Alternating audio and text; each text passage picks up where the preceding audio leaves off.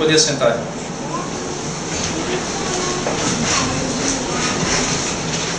Nós vamos abrir a palavra do nosso Deus, livro de Gênesis, capítulo 45. Nós vamos ler exatamente a partir do verso 16. Gênesis 45 até o final do 45, depois parte do capítulo 46. Fez-se ouvir na casa de Faraó esta notícia: são vindos os irmãos de José. Isto foi agradável a Faraó e a seus oficiais. Disse Faraó a José: dize a teus irmãos, fazei isto, carregai os vossos animais e parti, tornai a terra de Canaã. Tomai a vosso pai e a vossas famílias e vinde para mim. Dar-vos-ei o melhor da terra do Egito e comereis a fartura da terra. Ordena-lhes também: fazei isto, levai da terra do Egito carros para vossos filhinhos e para as vossas mulheres. Trazei vosso pai e vinde. Não vos preocupeis com coisa alguma dos vossos haveres, porque o melhor de toda a terra do Egito será vosso. Os filhos de Israel fizeram assim. José lhes deu carros, conforme o mandado de Faraó, também lhes deu provisão para o caminho. A cada um de todos eles deu vestes festivais, mas a Benjamim deu 300 moedas de prata e 5 vestes festivais. Também enviou a seu pai 10 jumentos carregados do melhor do Egito, e 10 jumentos carregados de cereais e pão, e provisão para o seu pai e para o caminho. E despediu seus irmãos. Ao partirem, disse-lhes: não contendais pelo caminho. Então subiram do Egito e vieram à terra de Canaã, a Jacó seu pai. E lhe disseram: José ainda vive e é governador de toda a terra do Egito. Com isto, o coração lhe ficou como sem palpitar, porque não lhes deu crédito. Porém, havendo-lhe eles contado todas as palavras que José lhes falara, e vendo Jacó seu pai os carros que José enviara para levá-lo, reviveu-se-lhe o espírito. E disse Israel: basta, ainda vive meu filho José, irei e o verei antes que eu morra. Partiu, pois, Israel com tudo o que possuía, e veio a Berseba, e ofereceu sacrifícios ao Deus de Isaque, seu pai. Falou Deus a Israel em visões de noite, e disse: Jacó, Jacó. Ele respondeu: eis-me aqui. Então disse: eu sou Deus, o Deus de teu pai. Não temas descer para o Egito, porque lá eu farei de ti uma grande nação. Eu descerei contigo para o Egito, e te farei tornar a subir. Certamente a mão de José fechará os teus olhos. Fechará os teus olhos. Então se levantou Jacó de Berseba, e os filhos de Israel levaram Jacó, seu pai e seus filhinhos, e as suas mulheres nos carros que Faraó enviara para o levar. Tomaram o seu gado e os bens que haviam adquirido na terra de Canaã, e vieram para o Egito, Jacó e toda a sua descendência, seus filhos e os filhos de seus filhos, suas filhas e as filhas de seus filhos, e toda a sua descendência, levou-os consigo para o Egito. São estes os nomes dos filhos de Israel: Jacó e seus filhos que vieram para o Egito. Ruben, o primogênito de Jacó. Os filhos de Ruben: Enoque, Palu, Esrom e Carmi. Os filhos de Simeão: Gemuel, Jamim, Oade, Jaquim, Zoar e Saul, filho de uma mulher cananeia. Os filhos de Levi: Gerson, Coate e Merari. Os filhos de Judá: Er, Onã, Selá, Pérez e Zera. Er e Onã, porém, morreram na terra de Canaã. Os filhos de Pérez foram Esrom e Amuro. Os filhos de Isacar: Tola, Puva, Jó e Sirom. Os filhos de Zebulon: Sered, Elom e Jalael. São estes os filhos de Lia, que ela deu à luz a Jacó em Padã-Arã, além de Diná, sua filha, todas as pessoas de seus filhos e de suas filhas, 33. Os filhos de Gade: Zifion, Raji, Zuni, Esbom, Eri, Arod, Areli. Os filhos de Aser: Imná, Isvá, Isvi, Berias, Zera, irmã deles. E os filhos de Berias: Eber e Malquiel. São estes os filhos de Zilpa, a qual Labão deu à luz, deu a sua filha Lia. E estes deu à luz a Jacó, a saber, 16 pessoas. Os filhos de Raquel, mulher de Jacó: José e Benjamim. Nasceram a José na terra do Egito Manassés e Efraim, que lhe deu à luz a Asenade, filha de Potífera, sacerdote de On. Os filhos de Benjamim: Belá, Bequer, Asbel, Gerá, Naamã, Ei, Ros, Mupim, Rupim e Ade. São estes os filhos de Raquel, que nasceram a Jacó, ao todo 14 pessoas. O filho de Dan, Uzim. Os filhos de Naftali: Jaziel, Guni, Jézer e Silemo. São estes os filhos de Bila, a qual Labão deu a sua filha Raquel, e este deu à luz a Jacó, ao todo 7 pessoas. Todos os que vieram com Jacó para o Egito, que eram os seus descendentes, fora as mulheres do filho de Jacó, todos eram 66 pessoas. Os filhos de José, que lhe nasceram no Egito, eram 2.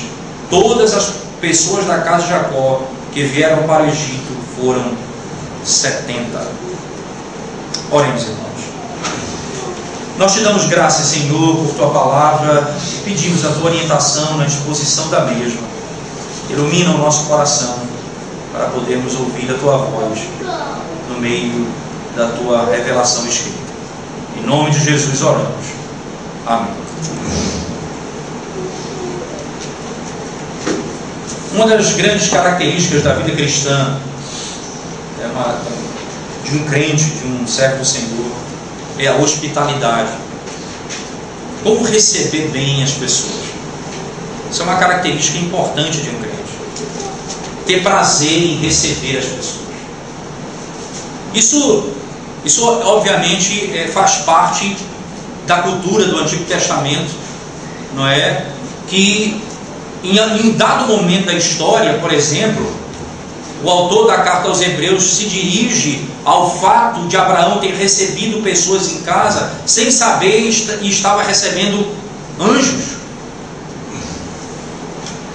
E lá na própria carta aos Hebreus ele diz que nós devemos ser hospitaleiros.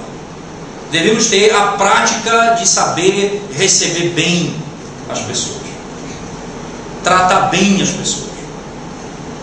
E é interessante que no Antigo Testamento a hospitalidade também, ela não era apenas o cuidado com o indivíduo debaixo da minha casa, mas também com o destino para onde ele ia. Então, a minha preocupação, a partir do momento que ele chegava na minha casa, não era apenas em ele ficar bem durante o tempo que ele estivesse comigo, mas até ao destino dele, até o lugar onde ele ia. Era a minha responsabilidade sobre ele.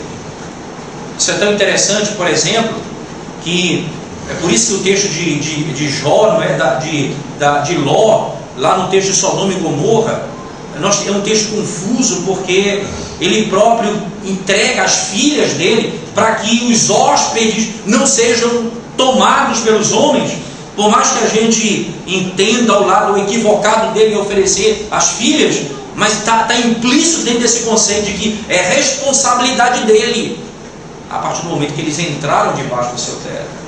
Ele deveria cuidar deles. Hospitalidade, no sentido escatológico, bíblico, cristológico, ela é melhor manifestada no Salmo 23, quando o salmista divide o salmo em 2 imagens, uma em um pastor e a outra em um indivíduo que recebe, que hospeda a pessoa em sua casa. Interessante que o pastor como diz o texto, o Senhor é meu pastor e nada me faltará. E na segunda parte do salmo ele diz: e ele me conduzirá na sua bondade, a sua misericórdia me conduzirão todos os dias da minha vida, e eu entrarei na casa do Senhor. Veja que aqui é a imagem de alguém que chega para ele, e ele vai levar esse indivíduo até o fim da sua jornada, e para que ele chegue ao fim da sua jornada, ele destaca a bondade e a misericórdia até que ele entre na casa do Senhor. A minha bondade e a minha misericórdia o seguirão todos os dias até a casa do Senhor. A minha responsabilidade não é só quando ele chega na minha casa, mas também o destino dele. Esse texto aqui fala acerca da hospitalidade também. A gratidão de Faraó pelo bem que José fez àquela nação e aos povos da região. Quando ele salvou o mundo de uma fome que seria, de uma morte que seria iminente, porque a fome foi quase que universal, iria destruir toda aquela região. Agradecido a José, ele diz: eu vou trazer a sua família para cá.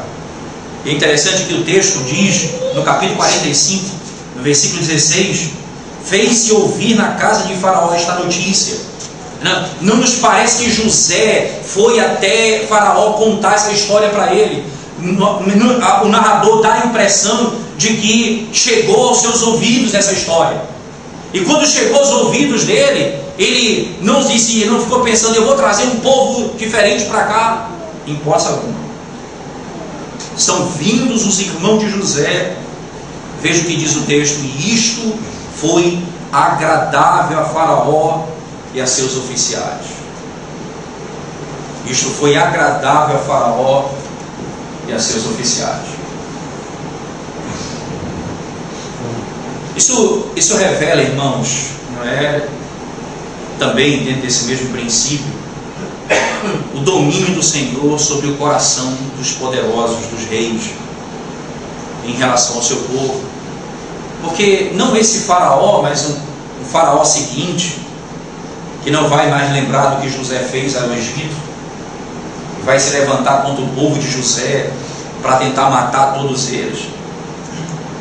O texto fala que esse Faraó se levanta para matar o povo de Deus, impedir que nascessem as crianças de 2 anos, os machos morressem todos já no nascimento. E era para dizer: eu cheguei tarde, e quando eu cheguei ele já estava morto. Era para que as parteiras dissessem isso. O coração dele foi endurecido para se levantar contra o povo de Deus. O coração das parteiras foi movido para proteger o povo de Deus. E diz o texto na sequência de Êxodo que Deus endureceu o coração de Faraó, impedindo que o povo saísse de maneira pacífica do Egito. Mostrando que Deus tem o domínio sobre o coração do rei, sobre o coração dos poderosos, em relação ao seu povo. Aqui agora, Deus quebranta o coração de Faraó. Deus dá a Faraó o sentimento de que ele precisa fazer o bem ao povo de Deus. Era parte do processo da história da redenção, que eles chegassem no Egito e vivessem ali. Veja, nas palavras de Deus, no capítulo 46, palavras de Deus a Jacó, não é? No versículo 3 ele diz assim: então disse: eu sou Deus, o Deus de teu pai, não temas descer para o Egito, porque lá eu farei de ti uma grande nação. Eu descerei contigo para o Egito, e te farei tornar a subir, certamente. Eu vou te levar para lá, e eu vou trazer você de volta, sem dúvida. Por que precisava dessa informação no texto? Deus movendo o coração de Faraó a ser hospitaleiro, a recebê-los de maneira como o texto descreve, dando para eles todo o benefício que eles mereciam, o cuidado e o melhor da terra. E o melhor da terra. Voltar, ir para o Egito não estava no plano da redenção.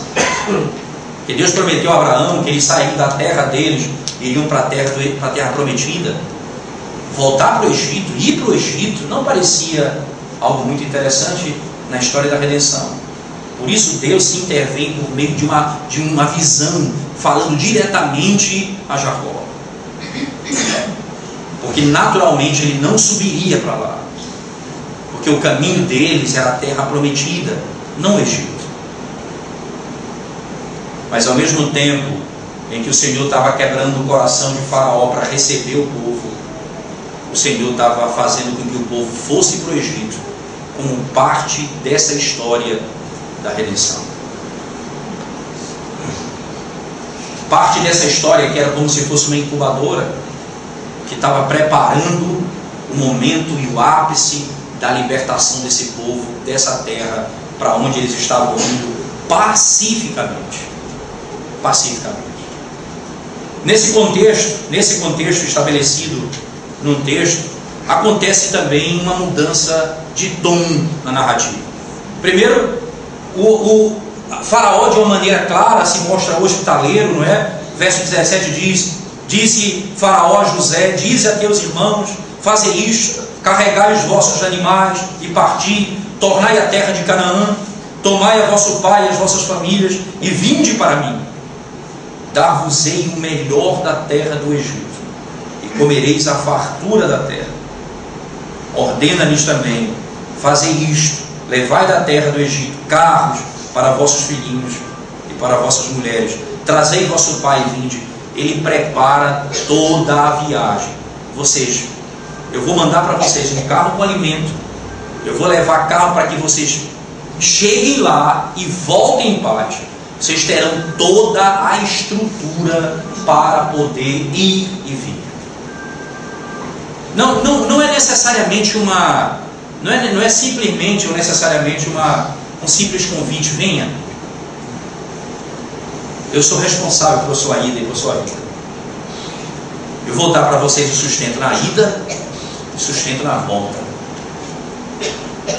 Não é apenas venha, não. Venha, mas venha com o que eu vou dar para você. Vou dar o suporte para você ir, para você voltar. Vocês imaginem, os irmãos agora recebem benefícios de José, e sempre José dando mais a Benjamim, o seu irmão. Verso 22: a cada um de todos eles deu vestes festivais, mais a Benjamim deu 300 moedas de prata e 5 vestes festivais. Sempre ele era superior. Enviou a seu pai jumentos, mantimento, tudo que ele precisava. Mas no verso 24, ele vai tratar com o coração dos seus irmãos. Despediu seus irmãos dizendo: ao partirem, disse-lhes: não contendais pelo caminho. Imagina o que ia acontecer.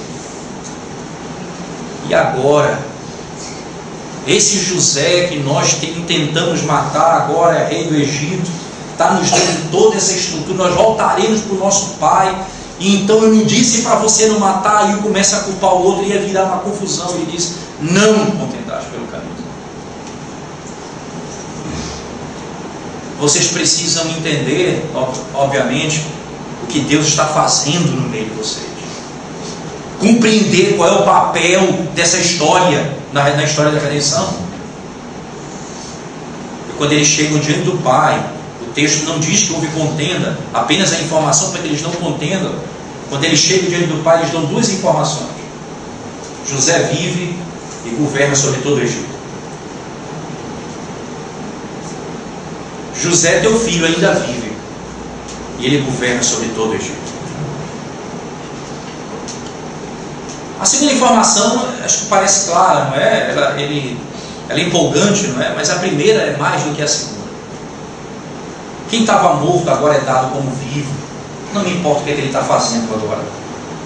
A vida dele é mais importante do que o que ele está fazendo exatamente agora. Mas ele dá 2 informações: ele vive e ele governa toda a região do Egito.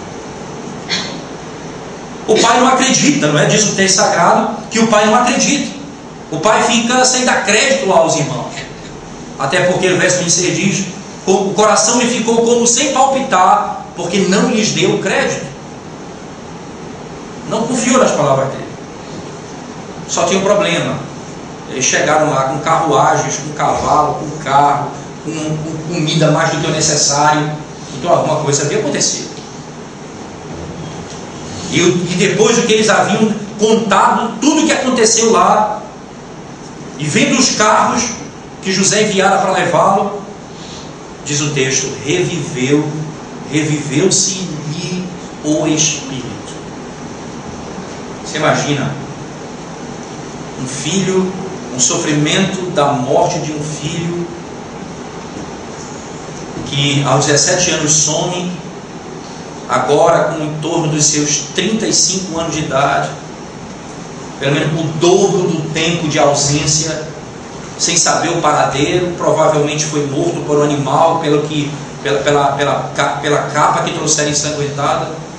Agora ele descobriu que o filho não estava morto, que o filho estava vivo. Não é só o filho que reviveu, não, diz o texto, o seu espírito voltou à vida. O seu espírito voltou à vida.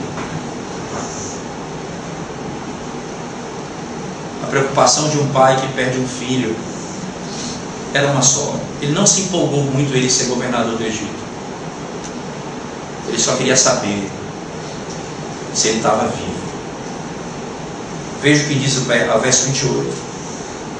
Disse Israel: basta, ainda vive meu filho. Essas são provas cabais. Ele de fato vive. Irei e o verei antes que eu morra. A minha intenção não é usufruir do que ele tem, não é chegar no Egito e provar das riquezas que ele tem.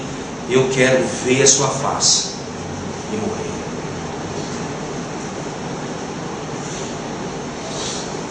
A essência da vida, aquilo que mais preocupa o coração dele, não era o que José tinha adquirido, mas se ele estava vivo.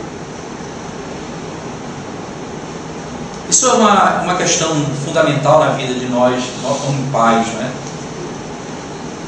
O que é que mais nos preocupa na vida dos nossos filhos? É com a vida ou com o que eles vão ter nessa vida? O que é que mais toma meu tempo na luta com meu filho? É se ele vai ser um excelente engenheiro, se ele vai tirar as melhores notas na escola, se ele vai ser o melhor aluno de todos, se ele vai conquistar riquezas nessa vida, ou se ele vive, se ele teme ao Senhor, se ele ama ao Senhor, se ele conhece a vida e vive. Um pai que tem um filho que não teme ao Senhor não amaria saber, não teria prazer em saber que ele não ama ao Senhor, mas tem prosperidade na vida. Ele teria maior prazer nesse mundo em saber: meu filho teme a Deus. Ele não tem o que comer durante a semana, ele não conseguiu conquistar riqueza nessa vida, mas ele é um homem que teme ao Senhor. Basta, meu filho vive. Ele é o rei do Egito. Basta. Isso apenas serve para provar que ele está vivo. Qual é e o que toma conta do nosso coração quando nós falamos em construir ou educar ou proporcionar aos nossos filhos o bem-estar? Nós trabalhamos para quê? Para dar para eles riqueza, conforto nesse mundo, mas nós não investimos o tempo para que eles sejam homens e mulheres tementes a Deus, que amem ao Senhor, que vivam para o Senhor.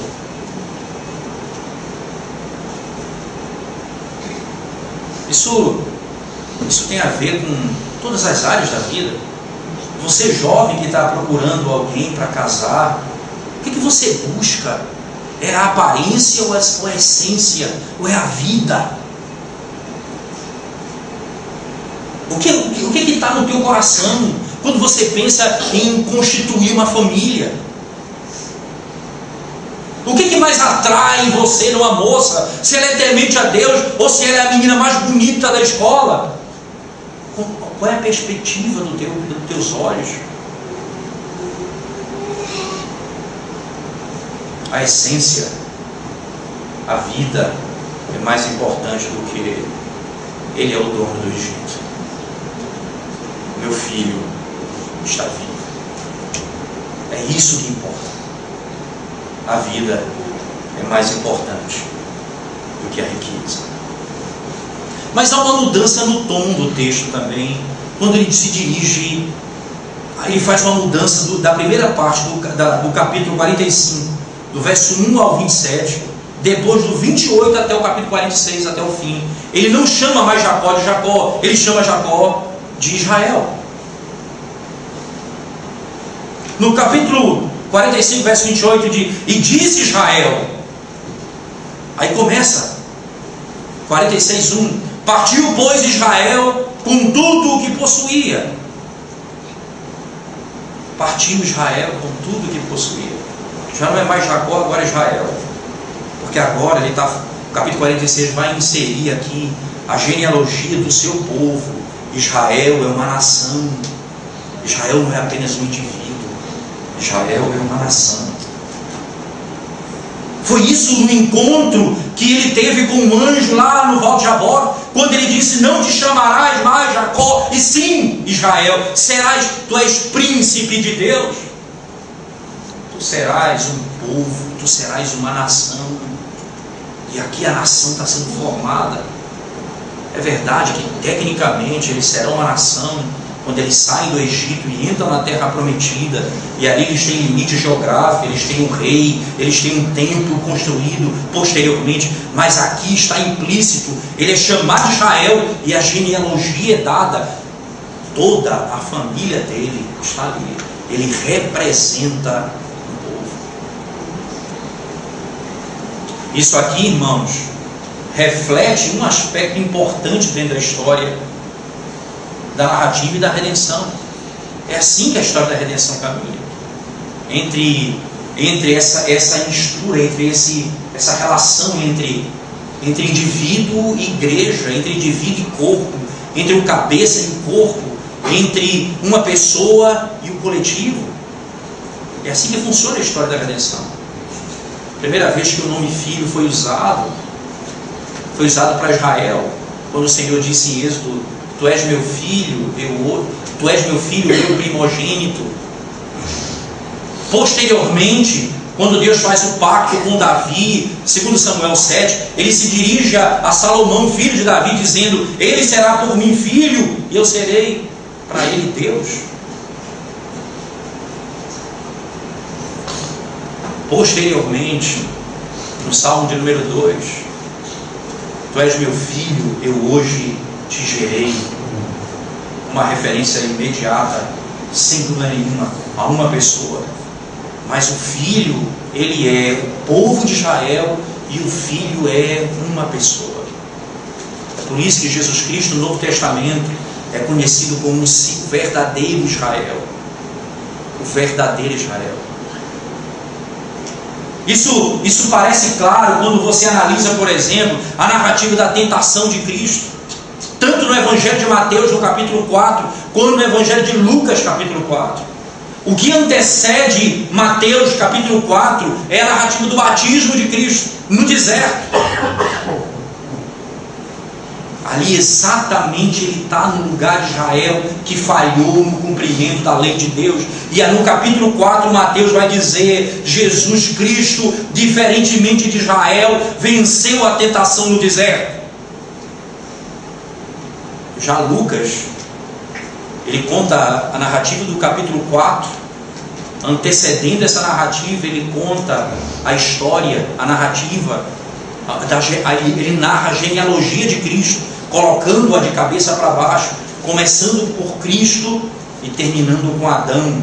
Depois da palavra Adão vem a tentação imediata, a narrativa da tentação, mostrando que para Lucas, Jesus vence a tentação que Adão não venceu. Para Mateus, Jesus vence a tentação que Israel não venceu. Isto é, na perspectiva do evangelista, Jesus é o verdadeiro Israel.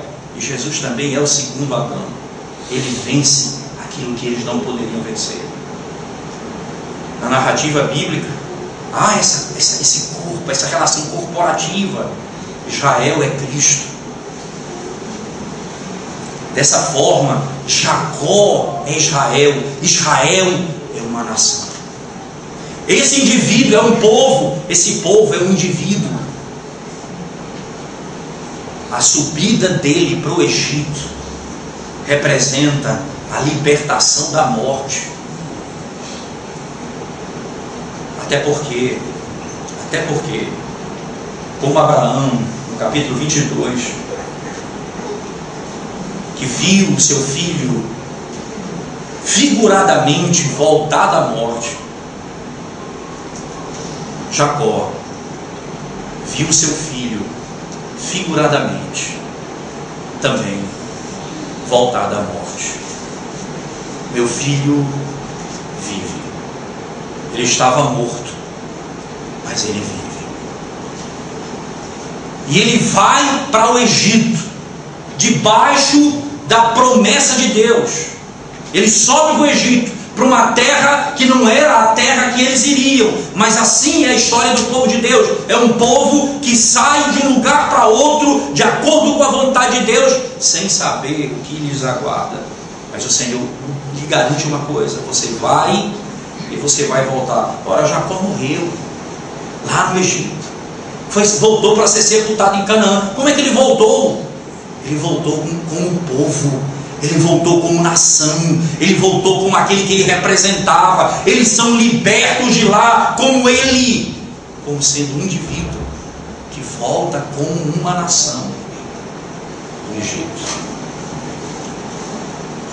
Ele sai da morte, como Egito, como Israel sai da morte. Na saída desse povo para a terra prometida, é como se eles tivessem saído da morte para a vida.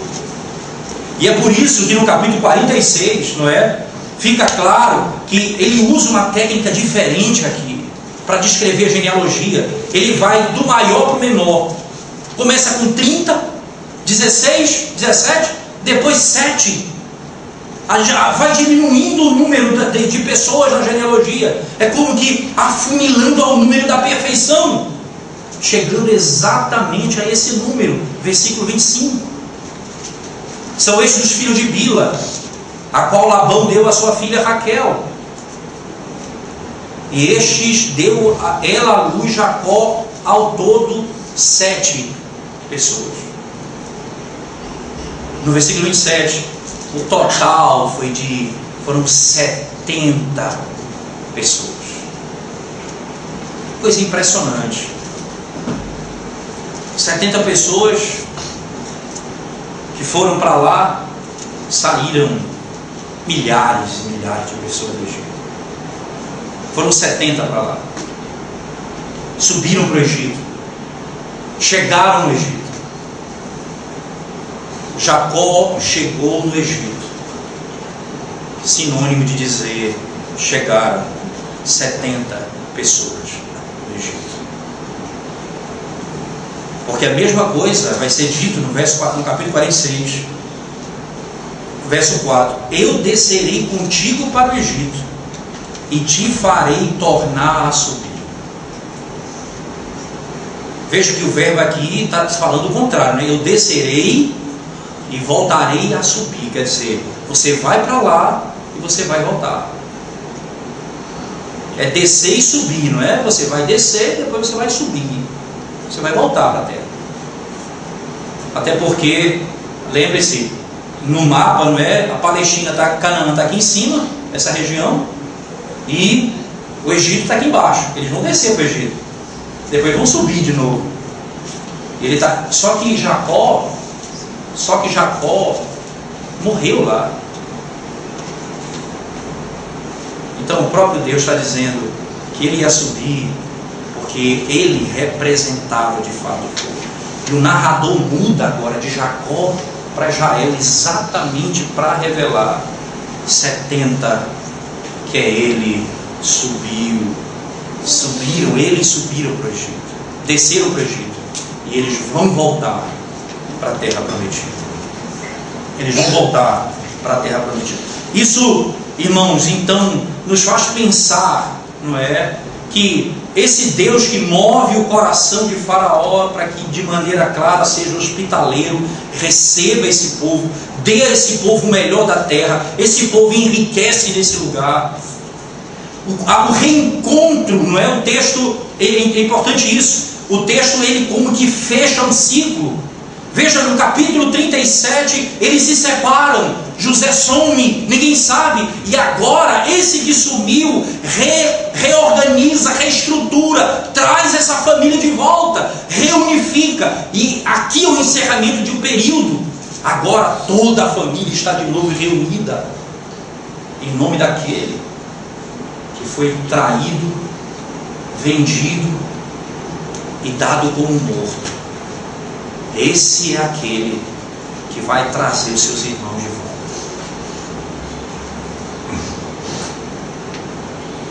Você sabe o que é você imaginar a obra da graça de Deus e poder ver o resultado dessa obra. Era impossível essa família se reunir mais uma vez.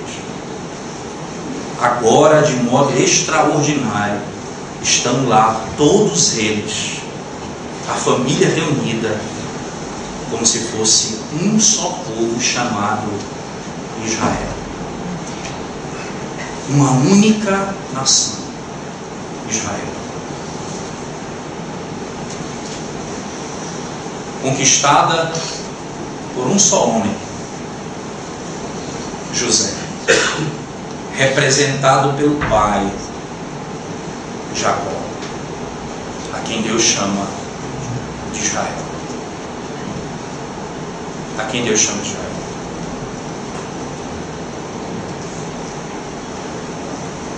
Você imagina isso se você tentar comparar essa obra com a obra de Cristo? Por algum segundo imagine o que José está fazendo aqui e compare com o que Cristo fez.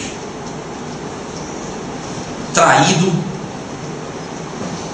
negado, rejeitado, não dado como morto, mas morto.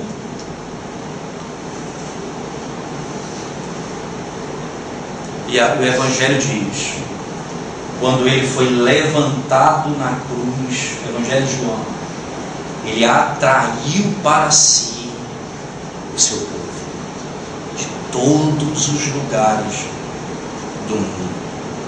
Quando ele foi levantado no madeiro, ele atraiu para si todos os seus, de todos os cantos da terra. E ele foi morto porque foi traído. Ele foi morto porque foi tratado como inimigo, sendo ele um homem que só fez o bem. Mas ele foi morto para poder, diferentemente da figura da morte de José, que retorna no fim da história, ele foi morto para poder, de modo vicário, pagar, limpar, purificar o meu pecado. A morte dele é poderosa, porque ele não apenas morreu como um exemplo para me atrair, ele morreu com o poder do seu sangue em purificar o pecado daqueles por quem ele estava morrendo. E ele então faz um povo que se chama pelo seu nome, uma nação que se chama pelo seu nome. Essa é a igreja de Jesus Cristo, que crê no seu nome, que confia no seu nome e que aguarda no seu nome. Agora nós temos um sobrenome. Nós temos um sobrenome.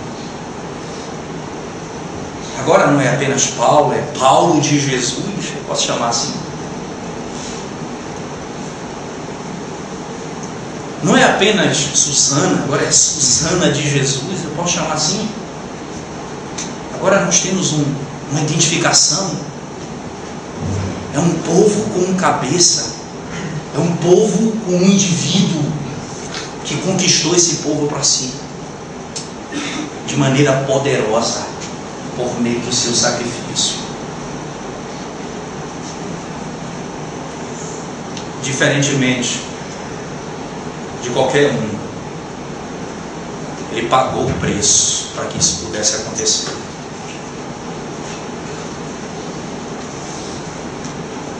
De 12 irmãos, agora nos 70, uma única pregação de Pedro, 3.000 chamaram pelo seu nome, em Atos 2. Numa única pregação de Pedro, 3.000 chamaram pelo seu nome. E todos os que creem no seu nome serão chamados seu povo, povo de propriedade exclusiva dele, povo santo seu.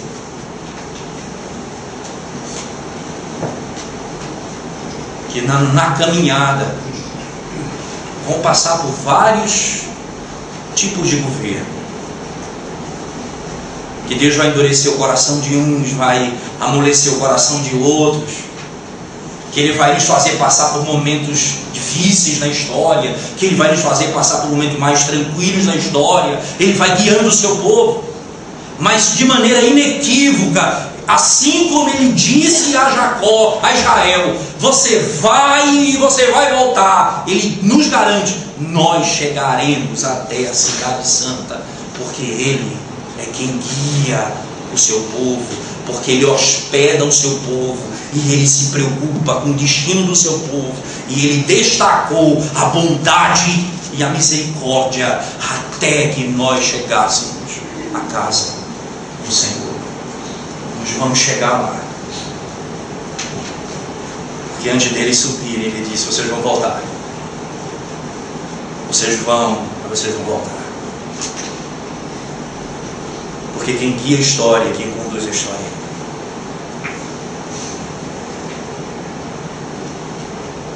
diante dessa verdade, irmãos, preciso fazer umas perguntas objetivas aos irmãos. A primeira delas diz respeito àquele primeiro aspecto da nossa mensagem. Qual é a motivação? O que é que mais preocupa a sua vida? O que é que domina o seu coração? Você está se preparando para quê? Para ser um cidadão dos céus aqui na terra, ou você está apenas conquistando essa terra?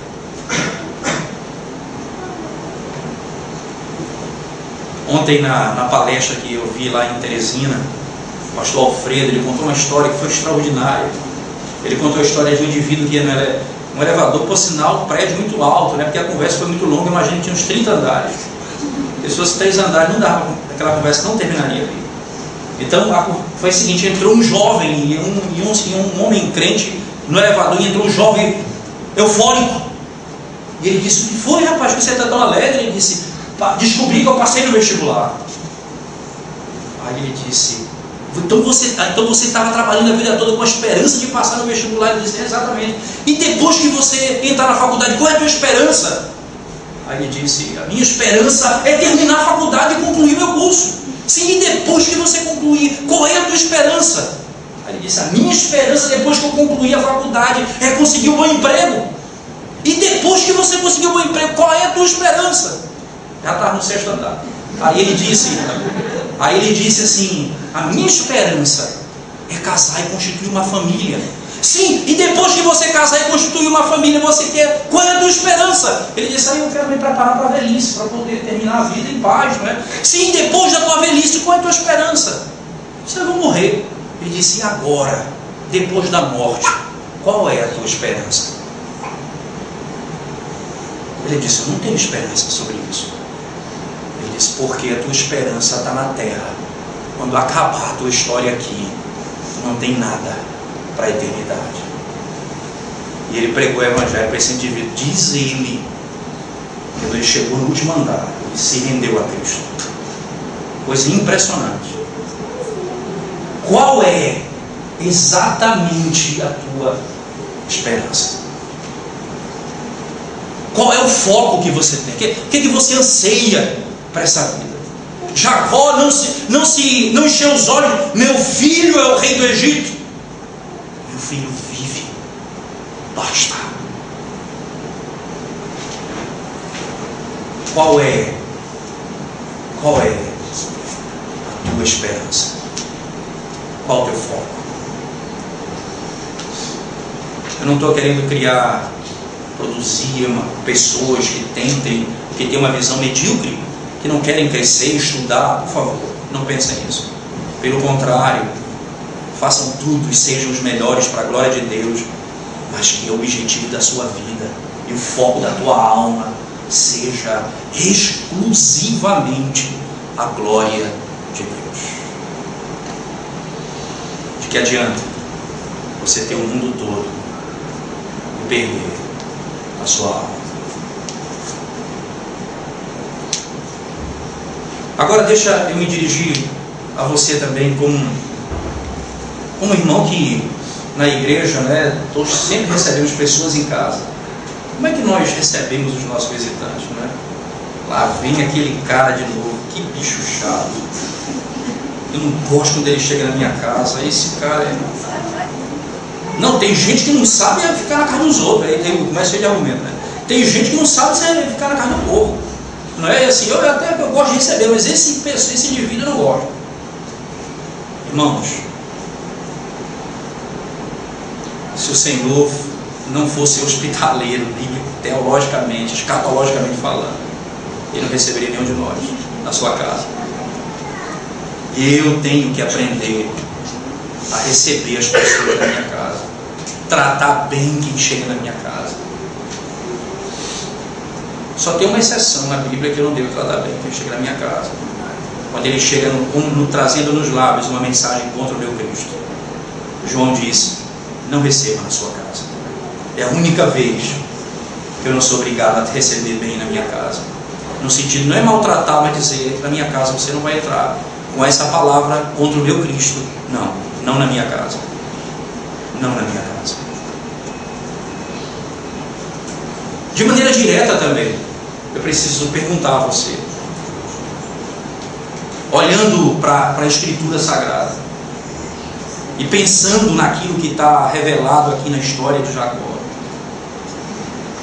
como povo de Deus, qual é e onde está a tua confiança quanto à tua salvação?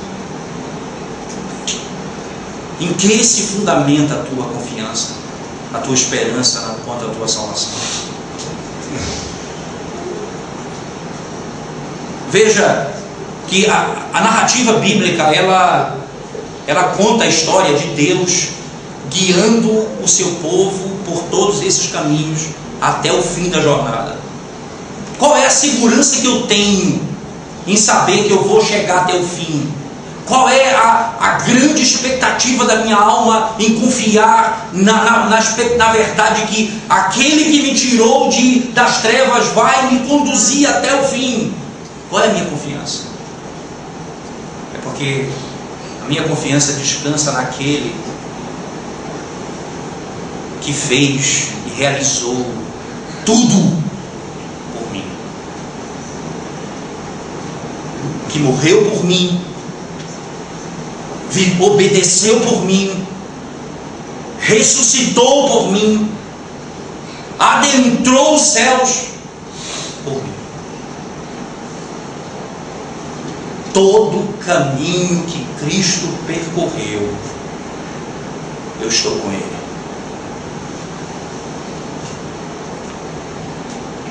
A Bíblia não diz que Ele adentrou os céus. Como eu não vou adentrar os céus se eu estou com Ele? Se eu estou nele, como eu não chegarei lá? Pelo contrário, a Bíblia diz que nós já estamos com Ele nas regiões celestiais. Efésios 2, verso 8 e 9, versículos 5 e 6. Nós estamos assentados com Ele nas regiões celestiais. Nós o que cremos? A minha confiança e a minha certeza está no fato de que Cristo, Ele fez tudo o que precisava ser feito para a minha redenção e adentrou os céus. E onde Ele estiver, nós estaremos com Ele. onde Ele estiver, nós estaremos com Ele. Foi isso que Ele disse aos discípulos. Pai, permita que eles vejam a minha glória, guarde-os. Sabe para quê? Para que onde eu esteja, estejam eles também comigo. Onde eu estiver, estejam eles também comigo. Onde Ele está, nós estaremos. Essa é a minha segurança. É por isso que nós vamos chegar. É por isso que nós vamos e voltaremos. Porque nós estamos com Ele. E ninguém poderá impedir o fim dessa história. Porque foi completamente conquistada por sua obra. Exclusivamente pela obra de Cristo. Vamos orar mais uma vez. Senhor Deus, pedimos a Tua bênção, a Tua aplicação, a Tua graça sobre nós, aqui, que a Tua palavra possa encontrar guarida no nosso coração, e possa produzir salvação na nossa vida, conforto e ânimo na nossa caminhada como igreja. Ajuda-nos, ó Senhor. Em nome de Jesus nós oramos. Amém, Senhor.